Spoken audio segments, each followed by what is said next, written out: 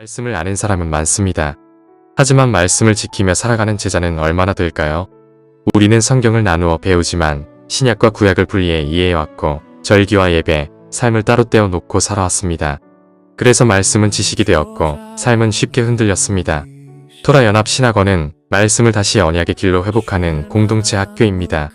신구약을 하나의 이야기로 배우고 토라, 절기, 예배, 공동체를 통해 삶으로 지키는 제자를 세웁니다. 이곳은 단순한 신학 강의가 아닙니다. 샤밧과 절기를 실제로 살아내며 말씀을 토론하고 예배하고 나누는 훈련의 자리입니다. 히브리어, 하브루타, 토라적 신약 해석, 그리고 몸과 삶으로 드리는 예배까지 우리는 가정과 공동체에서 말씀을 지켜내는 언약의 사람을 세우고자 합니다. 다음 세대를 가르칠 제자, 삶으로 복음을 증언하는 리더를 준비합니다. 말씀을 배우고 나누고 살아내는 곳 토라연합신학원 지키는 제자의 길 지금 시작하십시오. 아는 자가 아닌 지키는 자 토라연합신학원 자세한 일정은 더보기를 확인하세요. 네, 아주 재밌는 또 말씀을 또 함께 나누도록 하겠습니다. 자, 오늘은 샤밧 하코데시입니다. 뭐 하코데시 샤밧 이게 반대로 쓴 것 같아요. 샤밧 하코데시인데요. 이게 이제 거룩한 샤밧이라고 해서 우리가 니산 월삭 바로 직전 샤밧을 얘기합니다. 그래서 니산월은 새해잖아요. 새로운 해의 시작입니다.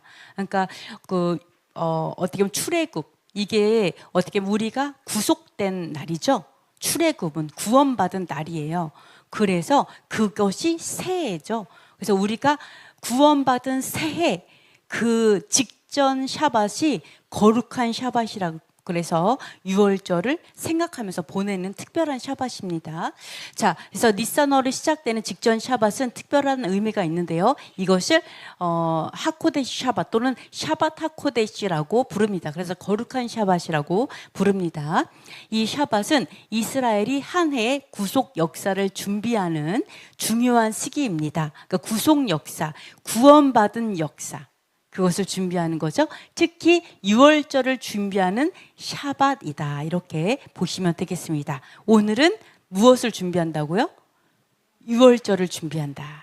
여러분이 벌써 6월절이 마음에 이제 시작이 돼야 돼요. 6월절 어떻게 준비할까? 여기 시작이 돼야 됩니다. 자, 그래서 아까 추가로 읽었죠. 출애굽기 12장을 추가로 읽었습니다. 이 본문은 하나님께서 이스라엘에게 처음으로 말씀하신 달력 규정입니다.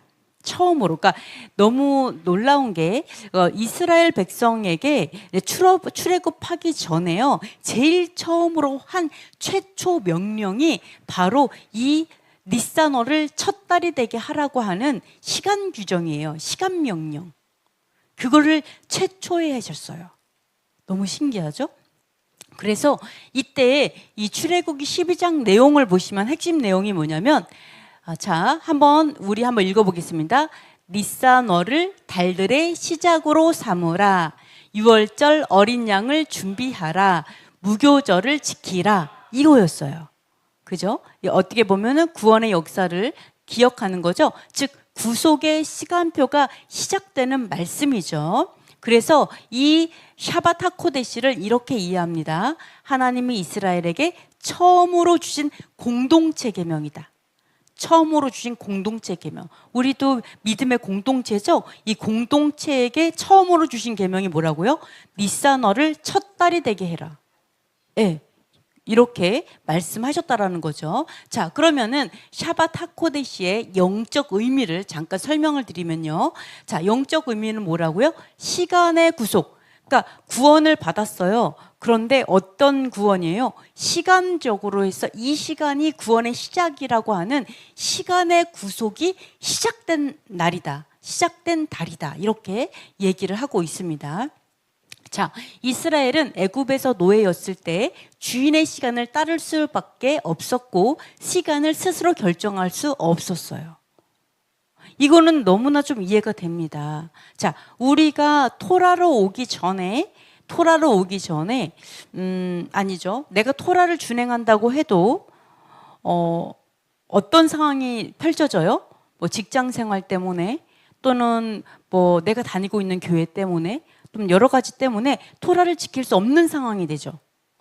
또는 아내가 난리를 쳐서 토라를 못 지킬 수도 있고, 남편이 반대해서 못 지킬 수도 있고, 또는 여러 가지 어떤 직장 상황 때 못 지킬 이런 것들이 있어요. 왜요? 시간의 주인이 내가 아닌 거죠. 어떤 다른 주인 때문에 그 시간을 맞출 수 없는 거예요. 이러한 상황들이 있다라는 거예요. 자, 그런데 시간을 스스로 결정할 수 없는, 주인의 시간을 따를 수밖에 없는 상황이 특별히 이스라엘은 애굽에서 더더욱 그렇다라는 거죠. 네, 그래서 유대인 이스라엘 분들은요, 사실은 직장 생활을 하면 보통은 뭐 다 공동체가 다 이제 어떻게 보면은 이런 절기를 지키니까 문제가 안 되는데, 일반 뭐 미국이나 뭐 다른 나라에 산다 그러면요, 대부분 사업을 하시거나 그들이 같이 그냥 그들이 하는 일들을 하죠. 왜냐하면 자유롭게 하나님을 섬기기 위해서. 이런 것들이 있죠. 자, 어쨌든 그렇습니다. 스스로 결정 못해요. 그러나 하나님이 말씀하시죠. 이 달이 너희에게 달들의 시작이 되게 하라. 즉 하나님은 이스라엘에게 시간의 주권을 회복시켜 주신 거예요. 너가 시간의 주인이 되라. 너가 시간을 너가 판단하고 우리에게 얘기하는 거죠. 이거를 명령하셨어요. 그러면 너가 주인이 돼서 너의 시간을 너가 관리해라고 말씀하신 거죠. 그런 위치로 나가지 않으면 우린 하나님의 절기를, 하나님의 시간을 지킬 수 없죠. 네, 하나님께서는 이러한 시간의 주권을 회복시켜 준 것이 바로 니산월, 이 명령입니다. 자, 그래서 니산월은 단순한 달이 아니라 구속의 시작, 새로운 시간의 시작, 새로운 삶의 시작을 의미합니다. 자, 그래서 6월절을 준비하는 묵상이에요. 샤밧 하코데시에는 보통 다음을 준비하면서 묵상을 하는데요. 첫 번째, 구속을 기억하죠. 그래서 출애굽을 다시 묵상합니다. 출애굽의 의미. 그래, 내가 출애굽했지. 이런 거. 그죠? 내가 바로에게서 나왔지. 그다음에 6월절을 준비합니다. 마음과 가정을 정결하게 준비합니다. 네, 내가 6월절을 준비하는데 아직도 애굽의 삶은 안 되겠죠? 아직도 애굽에 살고 있는 그 삶을 산다면 출애굽이 아니에요. 그래서 정결하게 누룩을 없애야 됩니다. 내가 살면서 애굽의 습성들, 습관들, 이 모든 것들을, 그 누룩을 제거해야 되는, 정결하게 해야 되는 때가 되었습니다. 그리고 새로운 시작이죠. 하나님이 주시는 새로운 시작, 새로운 시간을 소망하고 바라보는 것. 나에게는 익숙하지 않을 수 있지만 그러나 그 새로운 시작과 새로운 삶을 내가 바라보면서 나아가는 거죠. 왜 하나님은 이런 생각을 할 수가 있습니다. 왜 하나님은 첫 번째 계명을 시간으로 주셨을까? 명령을 하셨을 때 맨 첫 번째 계명이 성전을 세워라, 이게 아니었다라는 거죠. 니산월을 첫 달이 되게 하라라고 시간의 명령을 제일 먼저 최초로 주셨다라는 것은 너무나 중요하다는 거잖아요. 어떤 것보다 가장 중요하니까 시간의 명령을 주셨을 거 아니에요. 그죠? 뭐 거룩한 옷을 입어라. 그럼 그 거룩한 옷만 입으면 되고, 그죠? 모임을 가져라. 모임만 가지면 되는데 하나님은 시간을 말씀하셨다. 이건 굉장한 의미가 있을 수 있죠. 그래서 이 말씀은 출애굽하기 직전에 주셨거든요. 그래서 아까 말씀드린 것처럼 첫 번째 공동체 계명인데요. 자, 이유를 이렇게 얘기를 하고 합니다. 출애굽은 장소의 해방만이 아니라 시간의 해방이다. 네, 그죠? 장소, 애굽에서 나왔죠? 그뿐이 아니라 시간의 해방인데요. 월삭은 단순한 달력이 아니죠. 월삭은 새로운 달은 단순한 날짜가 아니에요. 히브리적 관점에서 시간은 공간이에요. 우리는 그냥 시간 하면은 그냥 뭐 달력, 날짜 이렇게 생각할 수 있는데, 히브리적 관점에서, 성경적인 관점에서는요, 시간이 공간이에요. 공간, 시간이. 그래서 시간은 거룩한 공간이다. 그래서 우리가 샤밧도 뭐라 그래요? 샤밧도 샤밧 예배 드렸어 끝, 이게 아니라 샤밧의 시간을 말하죠. 해 지고 나서부터 해 지기 전까지. 요거를, 이 시간을 살아야 되는 거죠. 이게 공간이에요. 시간이 공간이에요. 그래서 성전이 거룩한 공간이라면 절기는 거룩한 시간이다. 이것도 볼 수가 있어요. 네, 이게 함께 가는 겁니다. 그래서 하나님은 먼저 성전을 명령하지 않으셨고요. 그죠? 성전 세워라, 제사를 드려라 이렇게 명령하지도 않았어요. 제일 먼저 뭐를 말했냐면 먼저 시간을 거룩하게 하라. 이게 제일 중요한 거죠. 시간을 거룩하게 할 때 거기에서 거룩한 성전이 세워질 수 있고 거룩한 제사가 드려질 수 있으니까. 그래서 시간을 가장 먼저 말씀하시고 이것이 가장 중요하다. 샤밧도 마찬가지죠. 샤밧에 성전 가고 예배 가고 이게 중요하지 않아요. 중요해요. 근데 가장 먼저 중요한 게 뭐라고요? 샤밧에 시간을 구별하는 거. 가장 중요하다. 이런 것을 사실은 이거 시간을 먼저 시간 규견을 말씀하신 이유를 보면 그것을 알 수가 있습니다. 그래서 니산월이 특별한 이유가 있습니다. 자, 하나님은 달력을 창조의 기준이 아니라 구속의 기준으로 시작하도록 하셨죠. 뭐라고 했어요? 첫째 달을 말씀을 하셨어요. 니산월을 첫 달이 되게 해라 이렇게 명령하셨는데 이 명령이 창조의 기준이 아니에요. 구속의 기준이에요. 그죠? 그래서 두 가지 흐름이 있습니다. 자, 성경에 보면은 첫 번째 달이 두 개죠. 어떻게 해요? 창조를 기준으로 하면 티슈리월이에요. 티슈리월. 그 나팔절이 창조 기준의 새해죠. 나팔절이. 그래서 뭐예요? 창조 기준의 새해니까 7,000년이 뭐 다 하고 예수와께서 나팔절에 오시면서 왕으로 오시는 게 이게 딱 맞는 거예요. 이게 창조의 새해죠. 그런데 구속을 기준으로 구원받은 것을 기준으로 그러니까 언제 구원받았어? 이건 성경적으로 봤을 때는 출애굽입니다. 그게 구원이에요. 그죠? 그래서 구속의 기준으로 본다면 니산월이 새해라는 거죠. 그래서 이렇게 두 가지 흐름을 가지고 있는데 하나님께서 어떻게 한다고요? 구속의 기준의 새해를 중요하게 생각한다. 우리에게 명령하셨다. 그래서 니산월은 자, 출애굽 6월절 구속이 시작되는 달이 바로 니산월이다. 이렇게 말씀하고 있습니다. 그래서 이 말씀의 깊은 의미는 어떤 걸 말씀하고 있느냐면 자, 하나님은 먼저 시간을 거룩하게 하셨고 그 다음 공간을 거룩하게 하신다. 요거 한번 읽어보겠습니다. 하나님은 먼저 시간을 거룩하게 하셨고 그 다음 공간을 거룩하게 하신다. 다시 한번 하나님은 먼저 시간을 거룩하게 하셨고 그 다음 공간을 거룩하게 하신다. 아멘. 그래서 우리가 먼저 시간을 거룩하게 해야 될 줄 믿습니다. 그럴 때 공간이 거룩하게 되는 줄을 믿습니다. 자, 그래서 순서가 이렇게 되죠. 맨 처음에 월삭, 하나님께서 월삭의 명령을 주셨어요. 첫 달이 되게 해라. 그 다음에 뭐가 있어요? 절기, 시간을 거룩하게 구별하는 절기가 있고 그 다음에 성막을 세우시는 거예요. 성막을 세우는 건 맨 마지막이죠. 그죠? 그래서 월삭을 세우시고 그 다음에 절기들을 구별하게 하시고 그 다음 마지막에 성막을 세우시고 이렇게 하나님은 먼저 어디에 임재하신다고요? 시간 속에 임재하십니다. 먼저 시간 속에. 그래서 저와 여러분이 시간을 거룩하게 하시는 저와 여러분이 되셨으면 좋겠습니다. 그래서 샤밧도 같은 원리예요. 샤밧은 거룩한 시간이죠. 샤밧 자체가 거룩한 날로 하나님께서 창세기부터 구별해 주셨죠. 우리는 이것도 마찬가지예요. 장소가 아니라 우리 여기에 모였으니까 거룩한 곳에 모였으니까가 아니고 우리가 시간을 거룩하게 하기 때문에 이곳이 거룩한 거죠. 그래서 하나님께서 먼저 우리에게 뭐라 그래요? 시간을 구별하라고 얘기하시는 거죠. 이런 것을 우리가 알 수가 있습니다. 자, 그리고 우리가 시간을 먼저 구별할 때 하나님의 임재가 있으신 거죠.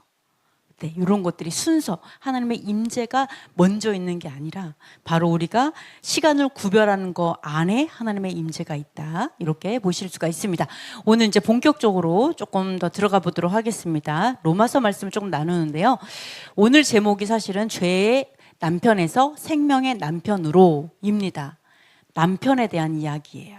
남편에 대한 이야기. 그래서 토라는 정죄인가 생명인가입니다. 왜냐하면 오늘은 샤밧 하코데시이기 때문에 샤밧 하코데시의 의미를 이제 추가로 우리가 생각하고 가는 날이에요. 특별한 날이었어요. 그래서 오늘 로마서를 조금 나눌 거예요. 이게 연결되어 있습니다. 오늘 내용과. 자, 죄의 남편에서 생명의 남편으로 한번 생각을 해보는데요.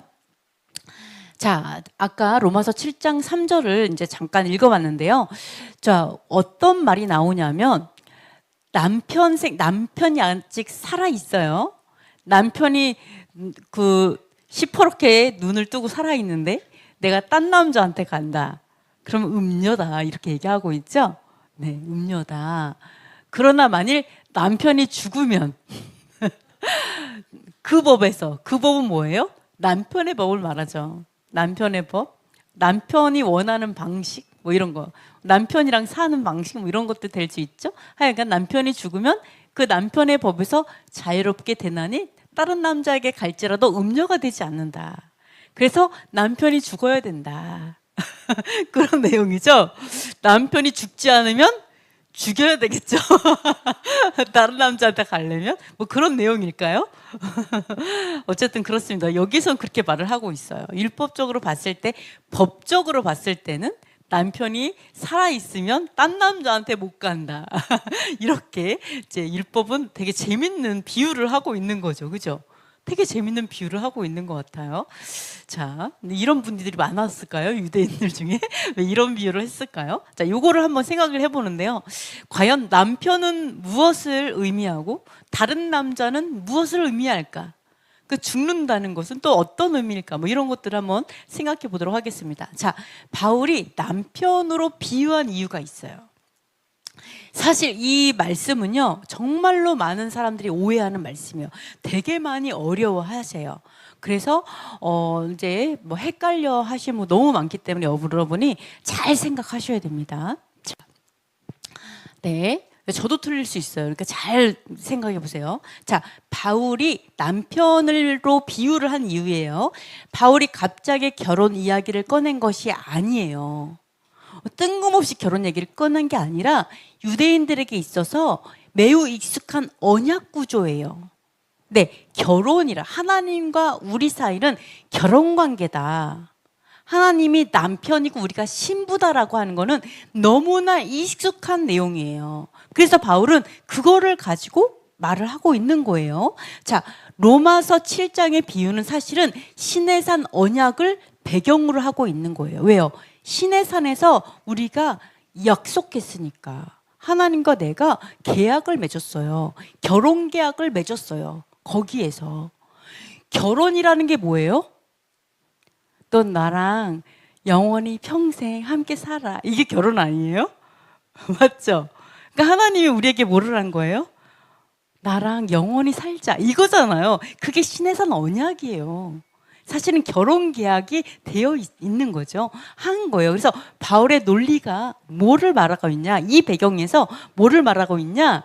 하나님과 언약 관계에 있다. 우린 약속했다. 그리고 그 언약 안에는 법이 있다. 하나님이 원하는 너 나랑 결혼하려면 요거는 해줘. 그래야 내가 너랑 같이 살 수 있을 것 같아. 이게 있다는 거예요. 네. 법이 있어요. 왜? 그분은 너무 거룩하신 분이니까. 자, 그리고 언약이 깨지면 심판이 있어요. 어떤 심판이에요? 너랑 못 살겠어. 이런 심판이겠죠. 그렇죠? 내가 그거를 이행하지 않으면 요게 바울의 논리입니다. 이 구조가 신명기 28장과 동일해요. 28장이 뭐예요? 너가 내가 말하는 대로 그게 하면 이 땅에서도 복을 받을 것이고 영생도 얻게 될 거야 라는 게 신명기 28장의 순종의 축복이죠. 그리고 그 반대로 뭐예요? 내가 불순종하게 되면 이 땅에서도 망하고 저 세상에서도 나랑 함께 하지 못해. 이거잖아요. 근데 이게 이제 신명기 28장의 언약이죠. 자, 이것과 동일한 것들을 볼 수가 있습니다. 하나님께서 우리 망하라고 이거를 계약을 하셨을까요? 망하라고 한 건 아니겠죠. 우리에게 영생을 주려고 영원히 함께 살자 막 이런 것 때문에 주신 거겠죠. 제발 이렇게는 살지 마. 나 정말 그거 싫어해. 제발 요렇게 살아. 그럼 너는 나랑 영원히 살 수 있어. 그곳은 거룩한 곳이기 때문에 그렇게 살면 여기에 뭐다 이거잖아요. 거룩한 나라, 거룩한 집을 만들어 놓으신 거잖아요. 자, 근데 문제가 생겼는데 어떤 문제가 있냐? 이스라엘이 계속해서 언약을 깨트리는 거죠. 그 말씀대로 살지 않는 거죠. 그래서 성경은 이 상황을 어떻게 표현하냐면 이 언약을 깨트린다. 자, 하나님의 말씀대로 살지 않는다. 즉 어떤 거냐면은 하나님의 말씀대로 살지 않고 내가 예전에 살았던 바알이라는 남편과 사는 그 습성대로 내가 자꾸 사는 거예요. 내 옛남자, 바알이라고 하는 옛남자가 나로 하여금 그 죄 짓고 같이 살았잖아요. 그 죄대로 자꾸 사는 거예요. 그러면서 하나님 사랑해요 이러는 거예요. 내가 뭔지 아시겠죠? 내가 바알이랑 그 사는면서 내 바알과 함께 살면서 몸은 바알이랑 같이 살아요. 바알과 똑같이 살아. 근데 말은 하나님 사랑한다고 얘기해요. 이거를 가지고 간음이라고 얘기하는 거죠. 음녀라고 말해. 바울은 이 구조로 사실은 말을 하고 있는 거거든요. 자, 우상 숭배는 단순한 종교 문제가 아니라 언약 파괴예요. 자, 요건 조금 더 설명을 좀 드리도록 할게요. 그러니까 뭐를 얘기해요? 하나님께서 말씀하신 너가 이러한 언약을 준행하면 나랑 영원히 함께 살 수 있어 라고 얘기했는데 이게 뭐 다른 남자다 그 법에서 해방이 된다 뭐 이런 얘기, 이 법도를 얘기하는 건 뭐예요? 하나님의 법도가 아니라 하나님의 그 명령을 살지 않으면, 즉 언약을 파괴하고 내가 마음대로 살아가면 그것이 간음이라고 얘기하는 거죠. 그게 바람 피는 거라고 얘기하는 거예요. 하나님께서. 그거는 너는 이게 뭐라고 하냐면 너 나랑 결혼할 거 맞아? 내 아내 맞아? 라고 얘기하는, 너는 내 아내라고 얘기하면서 왜 바람을 피우냐라고 얘기하는 거예요. 왜 바람을 피우냐? 왜 하나님의 법도대로 살아가지 않고 왜 바알의 법을 사냐? 사실 그 얘기하는 거예요. 바알의 방식으로 사냐? 그걸 얘기해요. 그래서 사실은 우상 숭배, 간음, 음녀, 바람 피는 거, 이 모든 게 뭐라고요? 언약 파괴랑 연결이 돼요. 요걸 더 설명을 드리도록 할게요. 이것이 사실은요, 뭐 신약에서 뜬금없이 말하는 게 아니라 구약을 보세요. 호세아서, 예레미야서를 다 보세요. 다 그 얘기하고 있죠. 율법을 준행하지 않아서, 하나님의 법을 준 명령을 지키지 않아서 너는 음녀다, 내가 너를 버렸었다, 너가 다른 남자, 이 얘기 계속 하잖아요. 다 똑같은 얘기를 하고 있는 거예요, 사실은. 자, 그것들을 음녀에 대해서 이렇게 말을 하고 있는 것입니다. 그래서 자, 토라가 시내산 언약인 거에 대해서 조금 더 설명을 드려볼게요. 자, 토라는 시내산 결혼 언약인데요. 히브리적 관점에서 시내산 사건은 단순히 율법을 준 그런 일이 아니에요. 이게 뭐예요? 결혼 언약으로 이해하고 있어요. 이스라엘은 시내산 사건이 결혼 언약이다라고 이해하고 있어요. 이 결혼하기 위해서 직접 여호와께서 이 땅에 오셨죠. 전무후무한 일이잖아요. 한 번도 그런 적이 없잖아요. 여러분 너무 놀랍지 않아요? 여러분이 그렇게 대단해요? 하나님과 결혼할 만큼 대단해요? 내가 그렇게 대단했던가? 벌레만 더 못한 것 같은데? 네, 우리는 부족하죠. 부족하지만 대단합니다. 왜요? 하나님의 형상으로 창조되었기 때문에. 그러면서 하나님 뭐라 그래요? 우리랑 결혼하기 위해서 이 땅에 직접 오셨다라는 거예요. 너무나 놀라운 거죠. 너무나 그리고 그날을 손꼽아 기다려요, 여러분. 너무 기쁘지 않아요? 여러분과 결혼하기 위해서 하나님이 손꼽아 기다리고 계시다는 거 놀랍지 않아요? 네, 이 땅에 있는 모든 남자를 다 더해도 자, 신랑이신 예수와만큼 멋진 남자가 있을까요? 아마 없을 거예요. 그죠? 그거를 연습하라고 우리에게 배우자도 주시고 이웃을 주시는 거라고 믿습니다. 자, 여기서 보시면요, 이스라엘은 이렇게 설명을 합니다. 어떻게 믿냐면요, 출애굽은 야콘이다. 출애굽 뭐예요? 다 떨구고 나오는 거죠. 모든 바알의 것을 다 버리고 나오는 거. 안 버리니까 어때요? 쫓아내버려. 그래서 막 도망을 나와. 절대 못 들어가게. 이게 약혼이에요. 다 버리고 나가는 거. 이게 약혼이다. 그리고 뭐예요? 신화순환에서는 결혼. 정말로 결혼, 약속, 결혼한, 이게 어떻게 보면 약혼이긴 한데 그걸 결혼으로 봐요. 그리고 어떻게 보면은 그 다음에 토라는 결혼 언약서다. 예, 결혼 언약서. 이게 토라. 이렇게 이스라엘은 히브리적으로 이렇게 보고 있습니다. 그래서 하나님은 시내산에서 이스라엘과 결혼 언약을 맺었습니다. 그래서 성경에는 하나님과 이스라엘의 관계를 남편과 아내로 표현하는 장면이 굉장히 많이 나오죠. 네, 그래서 내가 그들의 남편이 되었어도 그들이 나를 떠났다 막 그 예레미야에서 나오고 내가 너를 내 아내로 삼겠다 뭐 이런 게 막 나오죠. 즉 말씀이신 여호와 하나님을 또 말씀하시는 거죠. 이처럼 하나님과 백성의 관계는 언약적인 결혼 관계다 이렇게 볼 수가 있습니다. 자, 그래서 언약의 법 아래 있는 인간을 잠깐 살펴보면요. 하나님은 토라를 주시면서 언약을 세우셨죠. 토라는 두 가지 결과를 말하죠. 아까 말씀드린 것처럼 어떻게 해요? 토라는 양면이 있습니다. 토라 양면이 있어요. 요거 기억해야 돼요. 양면, 토라는 있다. 그래서 하나만 생각하면 안 돼요. 자, 순종하면 생명과 축복을 주는 순종의 법이 있죠. 그죠? 그리고 뭐예요? 불순종하면 저주와 사망을 당하는 불순종의 법이 있습니다. 그럼 불순종의 법은 나쁜 건가요?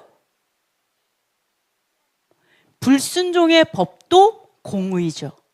나쁜 짓 해갖고 맞는 것도 공입니다. 여러분 나쁜 짓 해서 맞을 때 감사해야 돼요.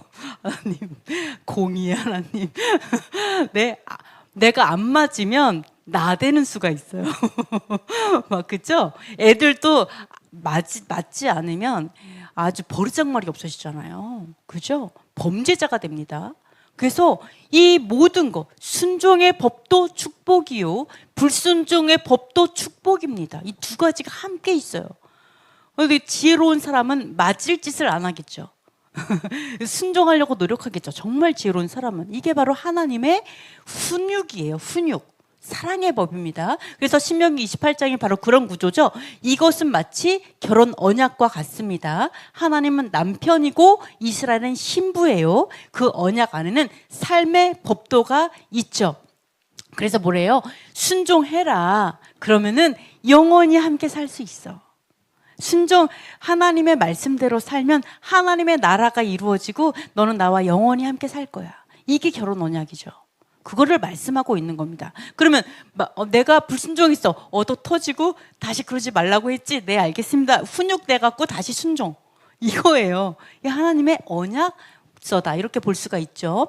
근데 문제가 뭐냐? 인간이 죄성 때문에 계속 불순종하는 거예요. 죄의 성질, 내 안에 바알이 살고 있는 거예요. 그래갖고 자꾸 나를 죄로 이끌고 가는 거예요. 그게 가장 큰 문제라는 거죠. 인간에게. 인간은 부족한 거예요. 그래서 다윗이 뭐라 그래요? 하나님, 저를 용서해 주세요. 불쌍히 여겨주세요. 저는 인간일 뿐입니다. 인간은 먼지로 지어졌어요. 티끌로 만드셨잖아요. 막 이런 얘기 하잖아요. 제발 저를 불쌍히 여겨주세요. 이런 얘기 하잖아요. 인간은 그런 연약함에 문제가 있습니다. 하나님 다 아시죠. 그런 거를. 자, 그래서 율법은 결국 어떻게 되느냐?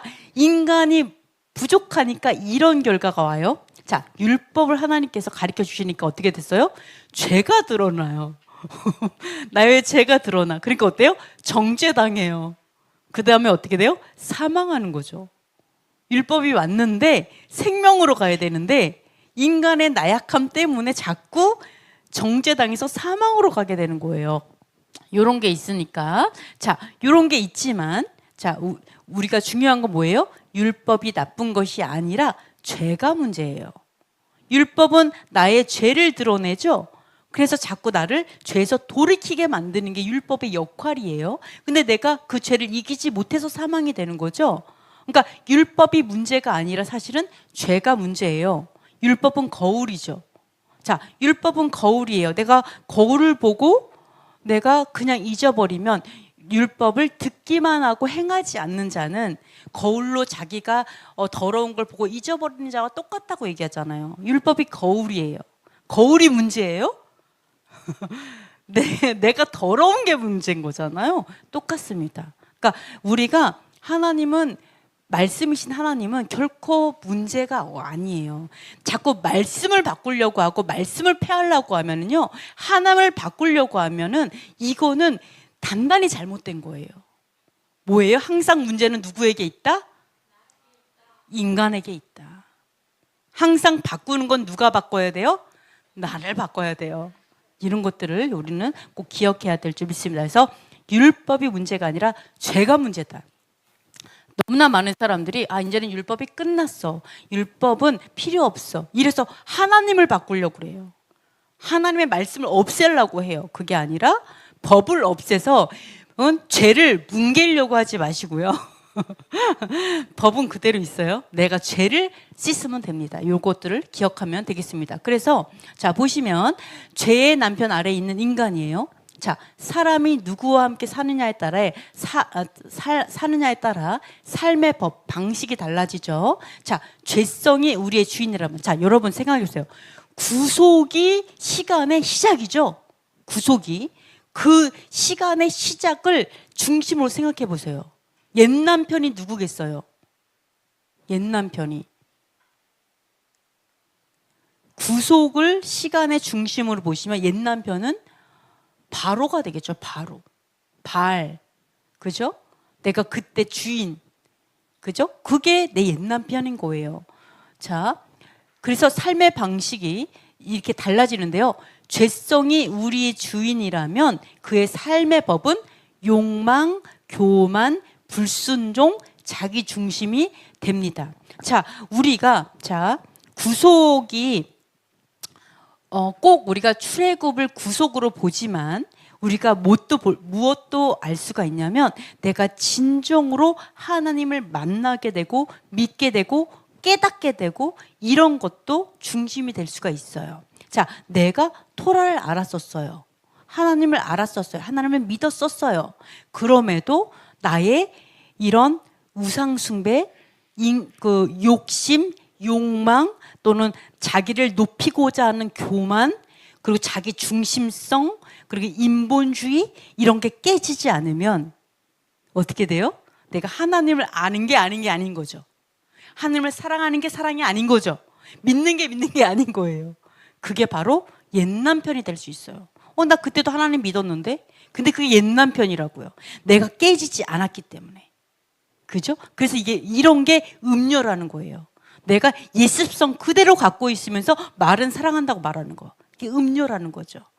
네. 그래서 그것들을 우리가 꼭 내가 하나님 믿기 전 이렇게 생각할 필요 없어요.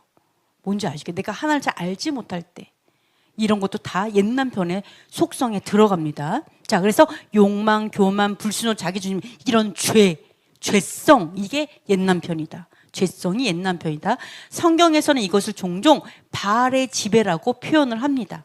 그래서 바알이라는 말의 뜻이 바로 주인, 남편이라는 뜻이에요.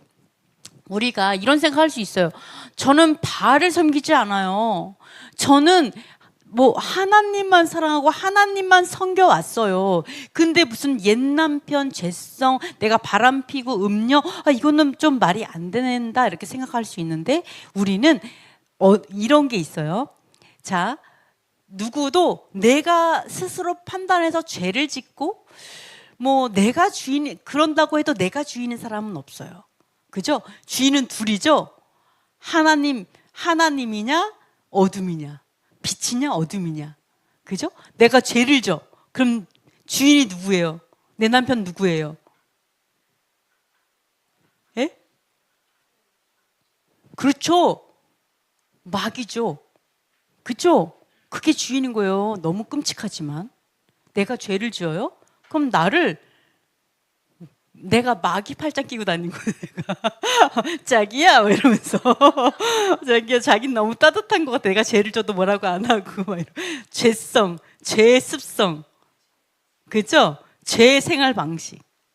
이게 성경이 말했잖아요. 죄를 짓는 자는 마귀에게 속했다. 요한일서 3장에 나오잖아요. 그죠?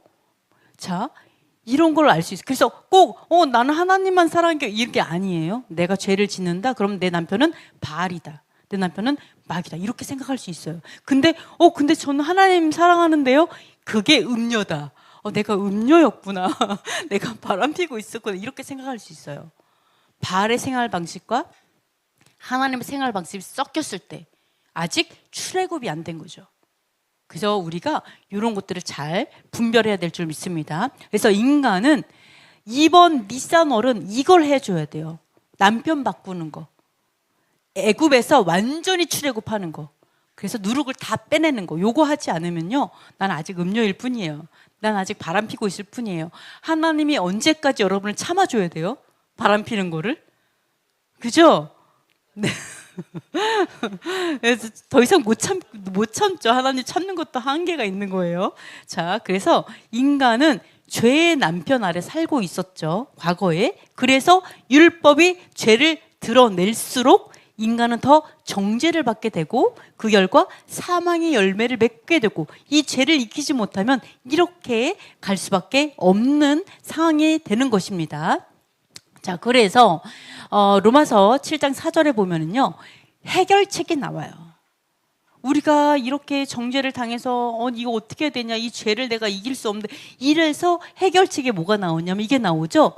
자, 그리스도의 몸으로 말미암아 율법에 대하여 죽임을 당했다.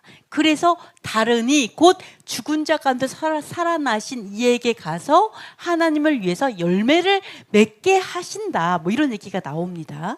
자, 해결책이 이거였어요. 율법에 대하여 죽임을 당했다. 이게 무슨 말일까요? 율법에 대하여 죽임을 당했다.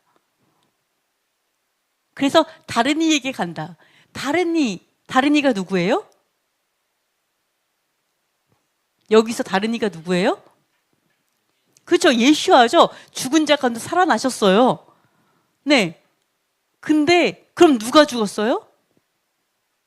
율법에 대해서 죽임을 당했대. 누가 죽임을 당했어요? 예수와가 죽임을 당하셨다가 다른 이에게 간다?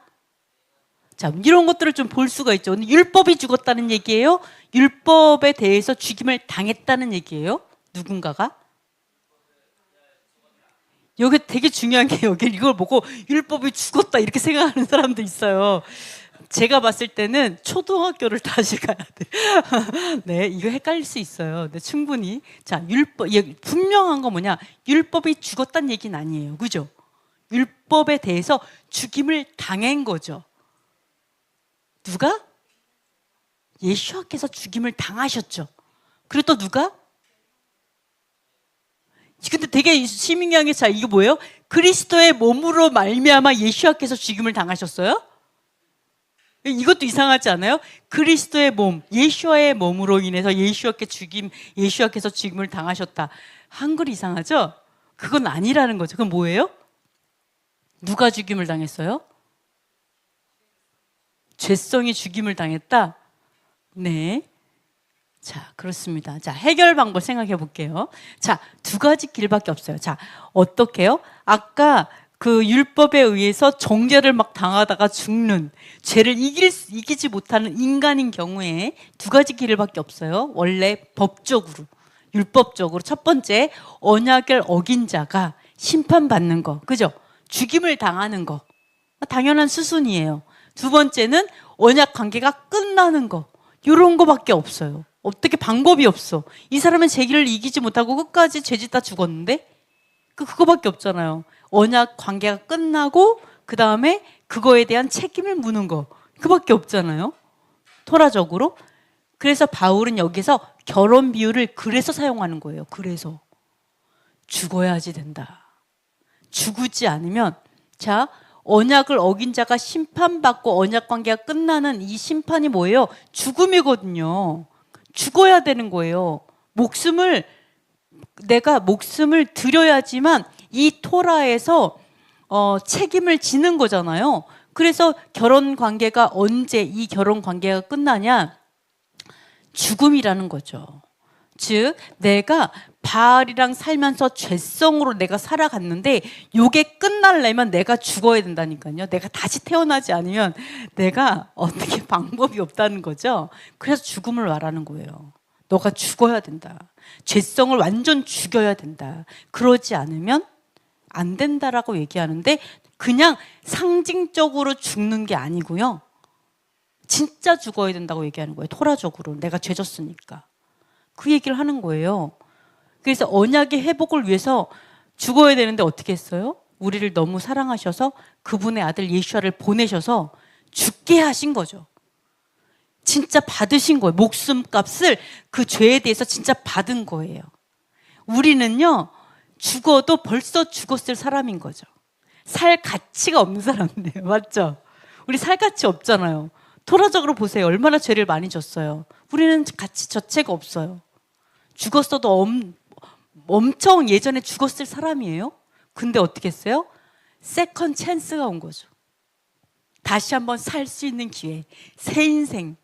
그래서 그거를 예수와 그분의 가장 귀한 아들을 보내셔서 죽게 하신 거죠. 이것을 무엇을 위해서? 언약의 회복을 위해서 예수와께서 오셔서 죽으신 거. 아까 뭐라 그랬어요? 그리스도의 몸으로 말미암아 죽임을 당했다. 이건 뭐예요? 예수와께서 죽으실 때 우리도 같이 죽었다 얘기하는 거잖아요. 그죠? 갈라디아서에 나오잖아요. 예수와 함께 내가 십자가에 못 박혔나니. 그러니까 그리스도의 몸으로 말미암아 나의 죄성이 죽은 거죠. 죄의 본성, 이게 함께 죽었다. 요기하죠. 그 다음에 뭐라 그래요? 너희도 율법에 대하여 죽임을 당하였다. 자, 율법이 죽은 게 아니죠. 율법에 대해서 죽었다라고 얘기하는 것은, 자, 우선은, 자, 언약이 깨지게 하여서 저주를 받게 하는 죄의 사람, 옛사람, 불순종의 사람이 십자가에서 그리스도와 함께 죽었죠. 네. 그래서 우리는 옛 언약 파괴자의 상태에서 벗어나서 새 생명으로 다시 언약 안에 들어가게 되는데 이것이 이제 새 언약의 의미다 이렇게 얘기하는데요. 율법에 대해서 죽임을 당했다. 요거는 뭐를 얘기하냐면 뭐예요? 불순종하면 사망이 있죠. 저주가 있죠. 근데 내가 죄성이 죽어버렸어요. 그러니까 어때요? 그 불순종의 율법, 저주에 관련된 거에 대해서 죽었다는 거예요. 효력이 발생하지 않아. 뭔지 아시겠죠? 예를 들어서 그 살인자에 대한 법이 있어요. 내가 살인을 안 하는데? 그럼 그것이 어때요? 그 법에 대해서 내가 죽은 거예요. 전혀 효력이 발생하지 않는 거죠.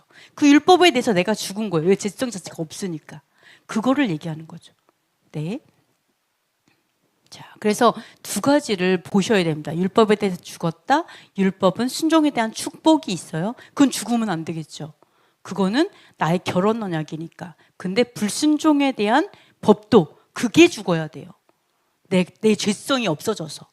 그거를 말하고 있죠. 그래서 죄의 권세를 끝내시는데요. 하나님을 위하여 열매를 맺게 하려 합니다. 이렇게 말을 하고 있습니다. 자, 과거에는 죄의 열매를 맺었었고 사망의 열매를 맺었었어요. 그렇지만 이제는 순종의 열매를 맺고 생명의 열매를 맺게 되죠. 자, 이거를 한 문장으로 정리하면 세 가지예요. 한번 읽어보겠습니다. 율법은 죄를 드러낸다. 죄는 인간을 죽게 한다. 예수와는 죄의 권세를 끝내신다. 요것이 사실은 이 바로 그 사도 바울이 말하고 있는 모든 것이에요. 율법이 죄를 드러내요. 죄는 인간을 죽게 하잖아요. 그런데 예수와께서 어떻게 했어요? 죽었다가 살아나시면서 죄의 권세를 깨트렸어요. 그래서 네 번째가 있다면 뭐가 나올까요? 네 번째가 있다면 그래서 우리는 죄를 그렇죠. 죄를 이겼다. 죄성이 죽었죠. 예수와 함께. 그래서 어때요? 나는 죄를 이겼다. 나는 죄를 짓는 사람이 아니라 순종의 종으로 산다. 여기까지 가는 거죠. 근데 되게 많은 사람들이 이거를 오해해요. 예수와께서 죄의 권세를 끝내셨다. 그래서 내가 죄를 져도 예수와 때문에 구원받아. 이렇게 가죠. 이거는 죄성을 죽이는 게 아니죠. 하나님의 말씀을 죽이는 교리인 거예요. 이거 잘못된 교리죠. 그래서 4번까지 가면 그렇게 가야 됩니다. 그래서 우리는 이제 율법 아래 정죄받는 사람이 아니라 죄성이 죽었잖아요. 죄성이. 그러니까 어때요? 하나님의 뜻을 살아가는 사람, 기쁨으로, 즐거움으로 하나님의 뜻을 살아가는 사람이 되는 거죠. 자, 그래서 새 언약이 뭔지를 잠깐 좀 살펴볼게요. 자, 내 법을 그들의 마음에 두겠다. 예레미야에서 말씀하셨어요. 새 언약에 대한 얘기를 하는데 우리가 되게 많은 사람들이 그래요. 옛 언약이 있고 새 언약이 있어요. 옛 언약은 죽었고 새 언약. 그래서 율법은 죽었고 새 언약으로 뭐 서로 사랑하라. 그걸 살면 된다. 이렇게 가르치고 말하는 사람들이 있는데 그렇지 않죠. 이 텍스트는 변하지 않았죠. 하나님의 토라는 변할 수도 없고 폐해질 수도 없어요. 그대로예요. 뭐만 바뀌었어요? 뭐만? 새 언약은 위치만 바뀌는 거죠. 위치만. 그래서 어떻게 바뀌어요? 돌판에서 마음판으로. 그 다음에 어때요? 외적 강제. 옛날에는 억지로 저주받을까 봐 무서워서 또는 할 수 없이 책임감, 의무가 이런 걸로 했다라면 이제는 어때요? 하나님께서 죄성을 죽이셨다. 사망 권세를 이기셨다. 나를 거룩하게 하게 하시는 분이시고 하나님 나를 사랑하시고 나도 하나님을 사랑하고 이것 때문에 내가 내적인 순종, 자발적인 순종이 되는 단계가 바로 하나님의 법도가 새겨진 단계예요.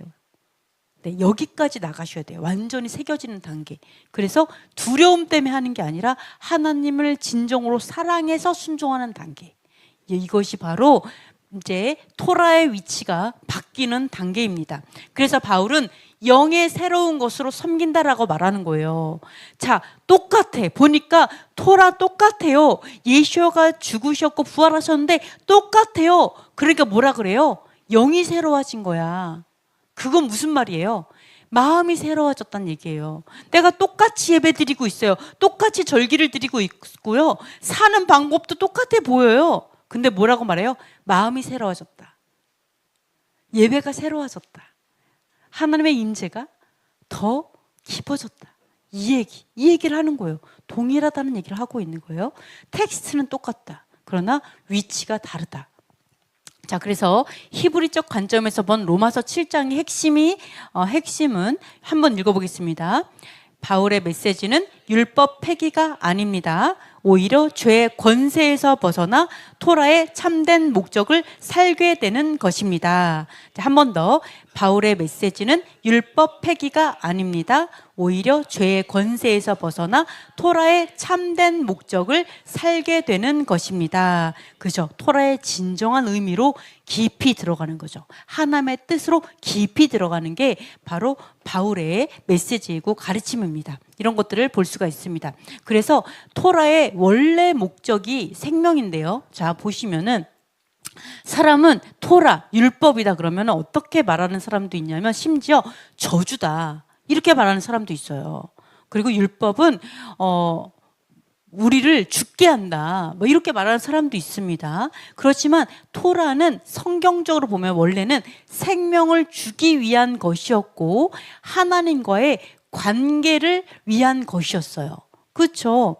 하나님을 사랑하고 그다음에 뭐 샤밧 도둑질하지 말고 부모를 공경하고 그다음에 거짓말하지 마. 이 모든 것들은 관계에 대한 이야기잖아요. 사랑에 대한 이야기입니다. 자, 그러나 죄가 그것을 정죄의 법처럼 만들었어요. 이거 안 하면 어떻게 돼? 저거 안 하면 너는 뭐가 되고 이렇게 되면 뭐 이렇게 정죄의 법으로 죄가 만든 거죠.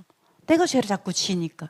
이런 것들을 있어요. 그래서 예수와께서 그 문제를 해결했죠. 그래서 이제는 우리가 두려움이 아니라 사랑으로 순종하는 사람이 되는데요. 히브리적으로 이렇게 말합니다. 다 같이 읽어보겠습니다.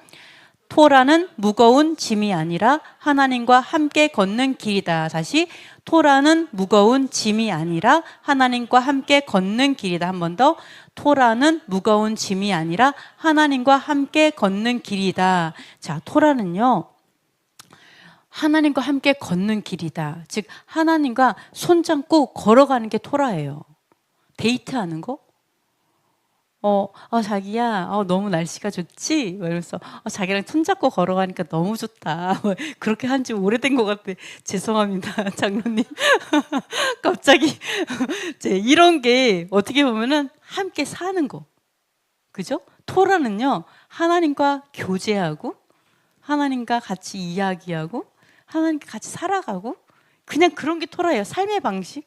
그냥 함께 사는 거잖아요. 뭐, 다른 거 아니잖아요. 부부가 하는 게 뭐예요? 같이 사는 거. 그게 부부잖아요. 그게 토라예요. 그냥 방식. 사는 방식, 함께 걸어가는 그런 길.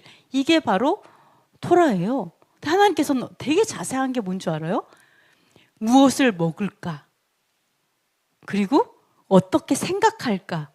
그리고 어떻게 판단해야 될까? 그리고 어떤 날이 명절인지, 그리고 무엇을 해야 되게 자세하게 하나님께서 말씀해 주셨어요. 같이 살기 위해서. 그래서 그러한 하나님께 자세하게 말씀하신 그런 삶의 방식대로 살아가는 게 하나님과 동행하는 거죠. 그래서 근데 성경에서 말하는 그런 삶의 방식과 다르다. 그러면 바람 피우고 있는 거죠. 아주 분명하게 본다면. 그래서 그것들을 털어내는 게 니사놀이다. 그 성경에서 말하는 삶의 방식. 제발 생각을 비워야 돼요. 내 생각. 내 생각에는 뭐 이렇게 뭐 이런 거 있어요. 성경은 성경이고, 그리고 나는 이게 성경과 벗어나는 바람 피는 전형적인 모습이에요. 성경은 성경이고 말씀이고, 나는 근데 내가 살아보니까 말이지, 세상은 말이야, 이렇게 되는 게 거의 다 다른 방식. 하나님과 동행하지 않는 나의 바알과의 삶의 방식이에요. 이게 다. 그래서 이런 것들을 우리가 구별해야 될 줄 믿습니다. 자, 그래서 죄 아래 있을 때는 율법이 무겁게 느껴지죠. 그죠? 공부 안 해봐요. 시험이 두렵잖아요. 너무 안 하면 하나도 안 무서우려나? 네. 그래서 율법이 무겁게 느껴져요. 하지만 하나님과 사랑의 관계 안에 들어가면 율법은 생명의 길이 됩니다. 그렇죠? 그래서 시편 119편 말씀이 바로 그 고백이에요. 다 전체가 하나님에 대한 사랑 고백. 그래서 다윗이 얘기하죠. 주여, 율법을 지키지 않는 저들로 말미암아 내 눈물이 시냇물처럼 흐릅니다. 시냇물처럼. 그런 고백을 하잖아요. 너무 그게 또 생각나요. 갑자기 제가 이스라엘에 예전에 이제 갔었어요. 이스라엘 가는데 여기에서는 이제 말씀을 계속 이렇게 묵상하고 하는데, 이스라엘 가니까 막 사역하느라고 막 돌아다니니까 제가 말씀을 볼 시간이 많이 없잖아요. 그래가지고 현수막을 들고 전도를 하는데 너무 이 말씀이 고픈 거예요, 제가. 그래가지고 시편 119편을 펴고 이 현수막을 든 상태에서 말씀을 읽었어요. 근데 그때 진짜 그때는 너무 이 말씀이 너무 막 달고 맛있는 것뿐만 아니라 너무 가슴이 너무 아팠어요. 하나님의 토라를 모르는 수많은 사람들이 너무 많고, 전도하고 막 이렇게 한다고 해도 모르겠어요. 그때 너무 마음이 아파하고 진짜 현수막을 듣고 막 펑펑 울었어요. 정말 119편 읽으면서 엄청나게 울었는데 갑자기 그게 생각이 나네요. 시냇물처럼 흐른다. 네, 어쨌든 그렇습니다. 자, 그래서 음료에 대한 경고를 한번 보겠습니다. 여기서 매우 중요한 경고가 있는데요. 만약에 옛 남편이 아직 살아있는데 새 남편에게 간다면 그거는 간음이죠. 이건 영적인 의미에서도 동일합니다. 죄를 붙잡고 있으면서 예수와의 신부라고 말한다면 그것이 음료죠. 그래서 요한계시록에 큰 음료가 등장해요. 그래서 많은 사람들은 그것을 거대한 종교체제, 또 바벨론, 그래서 누가 바벨론이니 어쩌고 저쩌고 막 이런 얘기를 하지만, 그러나 성경이 말하는 음료는 더 본질적인 의미가 있죠. 본질적인 의미. 언약에서 벗어난 것이 음료이죠.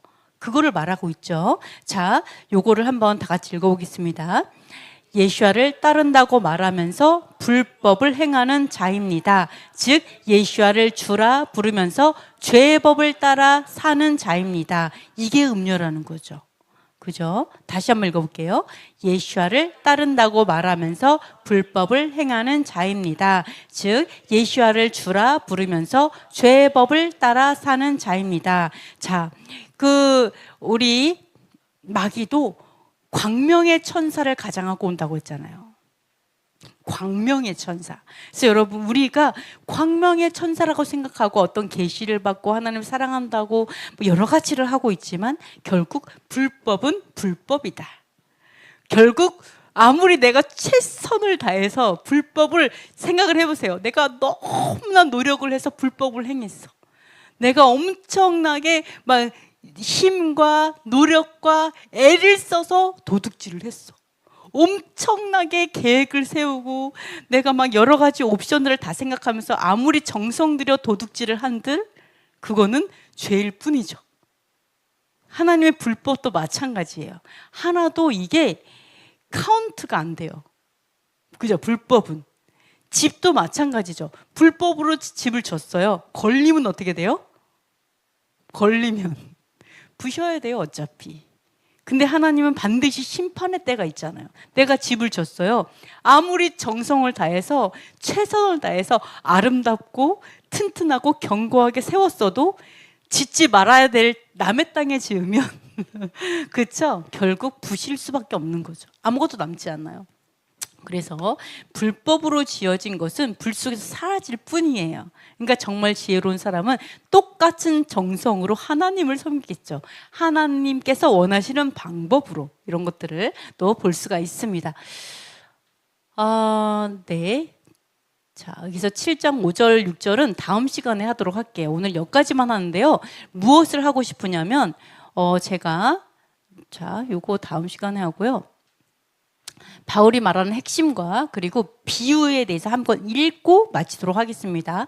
바울이 말하는 핵심이에요. 그래서 율법이 문제인 것이 아니라 아까 뭐가 문제였어요? 죄가 문제였다. 이건 분명하게 생각하셔야 됩니다. 하나님의 토라는 하나님 자신이죠. 네, 그게 문제였다고 얘기하면요, 아주 네 가지가 없는 거죠. 하나님 앞에. 그죠? 말도 안 되는 거죠. 인간이 심지어. 자, 그리고 예수와는 율법을 폐하러 오신 것이 아니라 죽으심으로써 죄의 권세를 깨트리려고 오신 거죠. 그래서 죄의 권세. 그래서 이제 우리는 실패에 대한 두려움으로 순종하는 사람이 아니라 사망 권세를 깨트리신 사랑 때문에 순종하는 사람이 되어야 합니다. 그래서 하나님 제가 율법을 좀 잘 준행하게 해주세요. 이렇게 기도하지 마세요. 그죠? 이런 기도가 아니라 어떤 기도를 해야 돼요? 제가 하나님을 더 사랑하게 해주세요. 하나님을 더 신뢰하게 해주세요. 진짜로 믿게 해주세요. 진짜로 사랑하게 해주세요. 그 기도가 될 때 이건 저절로 되는 거죠. 그것들을 말하고 있습니다. 자, 이 시간에는 또 샤bat 묵상하고 하는데요. 한번 생각해 볼게요. 오늘 메시지를 갖고 생각을 해보는데 우리는 누구의 법 아래 살아가고 있는가? 나는 누구의 법으로 살아가고 있는가? 생각을 해봐야죠. 찾아봐야죠. 이거 누구의 법이지? 이거 하나님의 법 맞나?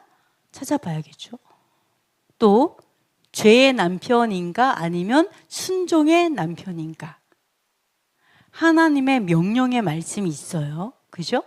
그거에 대해서 내 남편이 불순종의 남편인지 순종의 남편인지 내 남편 얼굴 한번 봐야겠죠. 진짜 내 남편 누구였지 지금까지?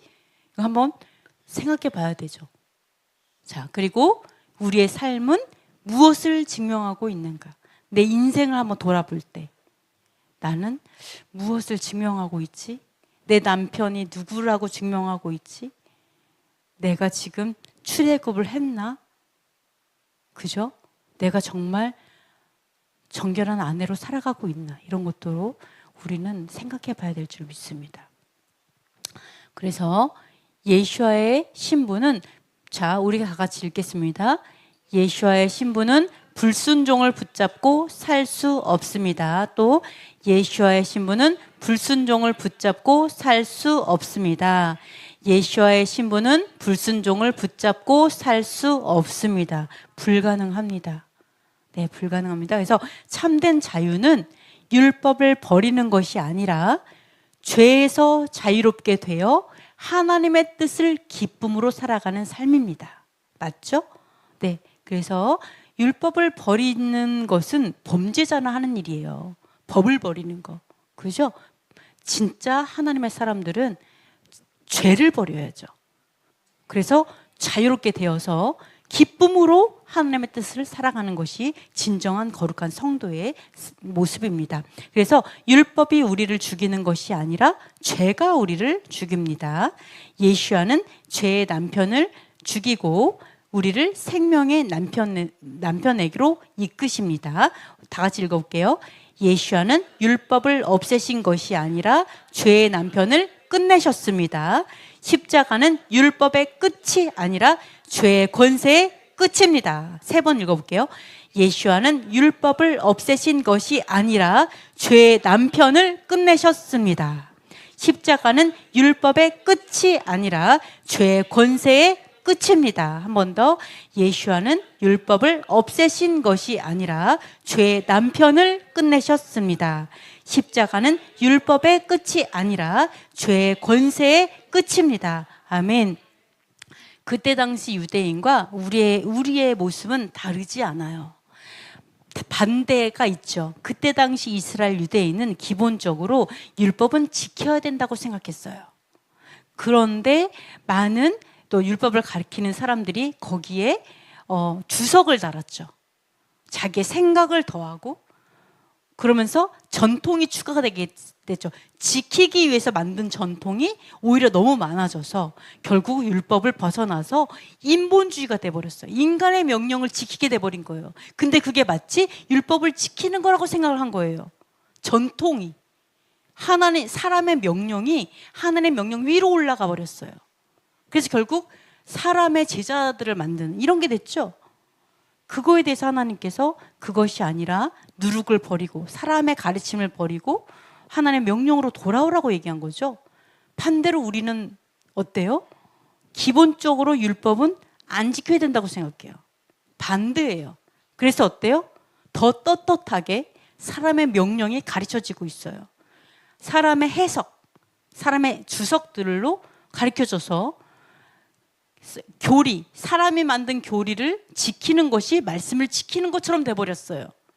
결국 그때 당시 유대인이나 지금 이 상황이나 똑같아요. 어떤 게 똑같아요? 사람이 하나님의 자리에 앉아 있어요. 사람이 너무 높아졌어요. 하나님의 머리 꼭대기에 앉아서 하나님의 말씀을 해석하고 있는 거예요. 인본주의로 해석하고. 그래서 하나님의 명령은 어디로 가고 사람의 명령만 있는 거예요. 자, 그래서 어때요? 사람의 명령, 바알의 그 신부들을 만들고 있는 거는 그때나 지금이나 똑같아요. 그때도 전통이 문제였고 지금도 전통이 문제예요. 좋은 전통을 말하는 게 아니라 하나님의 명령, 하나님의 말씀을 떠나게 하는 전통이 문제인 거죠. 그래서 그때와 지금이나 똑같습니다. 그래서 예수와께서 어때요? 율법을 없애려고 오신 게 아닌 거죠. 바로 높아진 인간의 권위, 그죠?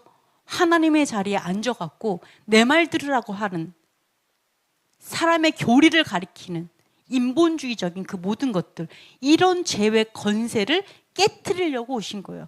다시 그 영광을 하나님께 드리려고. 그거는 그때나 지금이나 동일합니다. 자, 마지막으로 말씀에 관한 비유 이야기를 한번 처음부터 끝까지 읽고 마치도록 하겠습니다. 우리 다 같이 읽어보겠습니다. 제목입니다. 왕의 언약과 왕자의 다리. 옛날에 한 지혜로운 왕이 있었습니다. 그 왕은 백성을 사랑했고 단순히 통치하는 관계가 아니라 사랑의 언약을 맺고 싶었습니다. 그래서 왕은 백성을 불러 이렇게 말했습니다. 나는 너희를 나의 백성으로 삼고 너희 가운데 함께 살고 싶다. 그리고 왕은 그들에게 한 문서를 주셨습니다. 그 문서에는 왕의 나라에서 살아가는 길이 기록되어 있었습니다. 왕은 말했습니다. 이 길을 따라 살면 너희는 생명과 평안을 누리게 될 것이다. 그러나 이 길을 떠나면 너희는 스스로 사망의 길로 들어가게 될 것이다. 그 문서는 단순한 법이 아니라 왕과 백성 사이의 언약이었습니다. 그러나 백성에게 문제가 있었습니다. 처음에는 백성들이 왕의 말을 기쁨으로 따랐습니다. 그러나 시간이 지나자 그들의 마음 안에서 또 다른 목소리가 들리기 시작했습니다. 왕의 길이 아니라 너희가 원하는 길로 살아라. 그 목소리는 사람들의 마음을 사로잡았습니다. 사람들은 점점 왕의 언약을 떠나 자기 욕망을 따라 살기 시작했습니다. 그때부터 백성들의 삶에는 탐욕과 분쟁과 파괴가 가득해졌습니다. 그들을 지배하던 그 힘의 이름은 죄였습니다. 죄는 마치 또 다른 주인처럼 사람들의 삶을 붙잡고 있었습니다. 그래서 백성들은 왕의 언약 아래 있다고 말하면서도 실제로는 죄의 지배 아래 살고 있었습니다.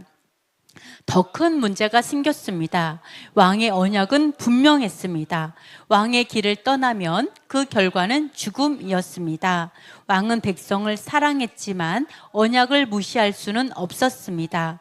언약이 무너지면 왕의 나라 전체가 무너지기 때문입니다. 그래서 왕은 깊이 고민했습니다.